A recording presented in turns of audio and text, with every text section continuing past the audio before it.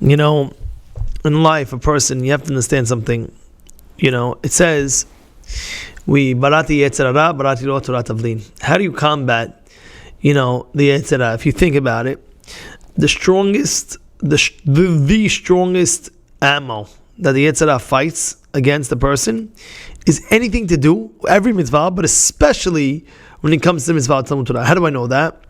Because if you look, Esav, he hits Sar Esav, I should say, the Malach of Esav, when they were having a fight with Yaakov. Everybody knows that night they were a big fight with Yaakov and Malach of Esav, and the Malach of Esav hits Yaakov on his thigh, basically on the support of his whole body.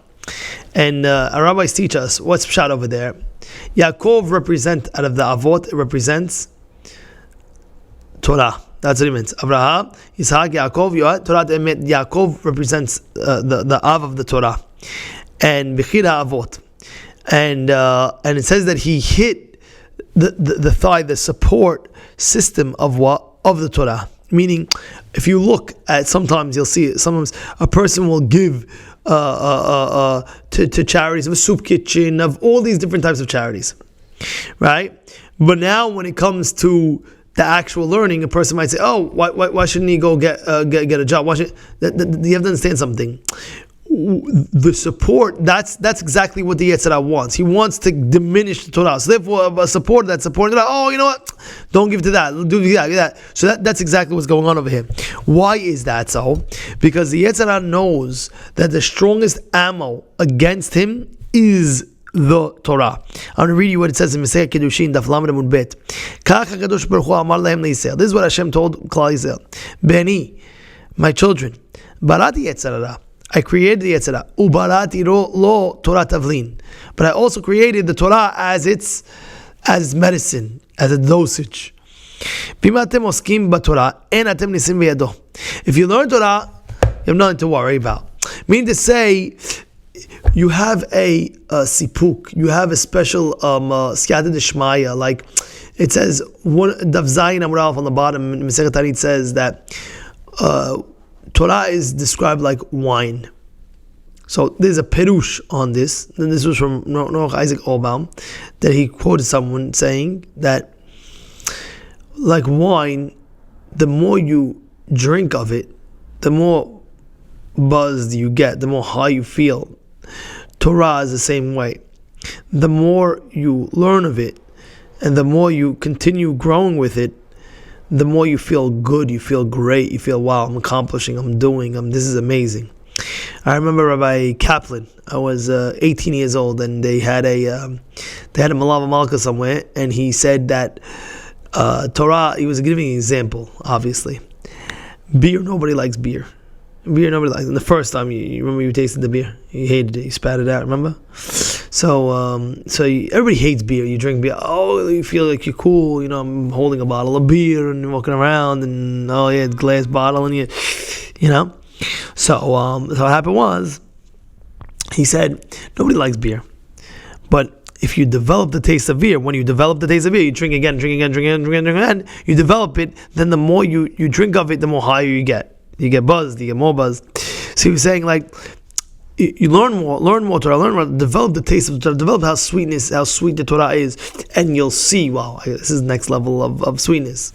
You understand what I'm trying to say? You'll see the more and more you learn, the more sweet it is, more and more. And the more, a person might ask, so Rabbi, how? If it's not sweet, there's something you have to do. The Orach Chaim HaKadosh says that if a person would taste the sweetness of the Torah, he'll go mishugat for the Torah. He'll go crazy. He'll leave everything and just learn all day. That's the Orach Chaim HaKadosh says. He says, if a person tasted the sweetness of the Torah, he'll go wild. And we say beracha every day for it. Sweeten us the Torah for us. We pray for it.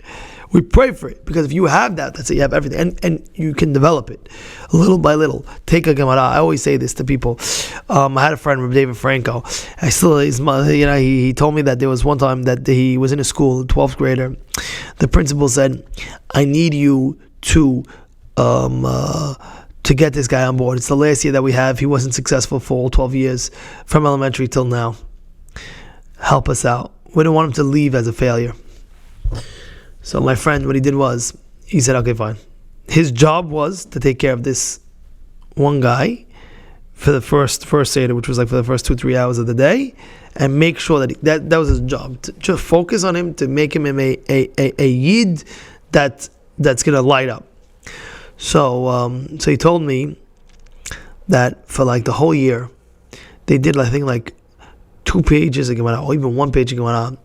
But the deal was that this guy has to review it so well, like he knows it like Asher Yoshev V'techa, like inside out.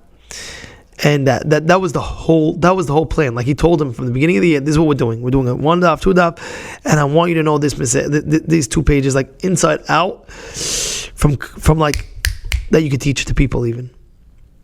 And he focused just on that.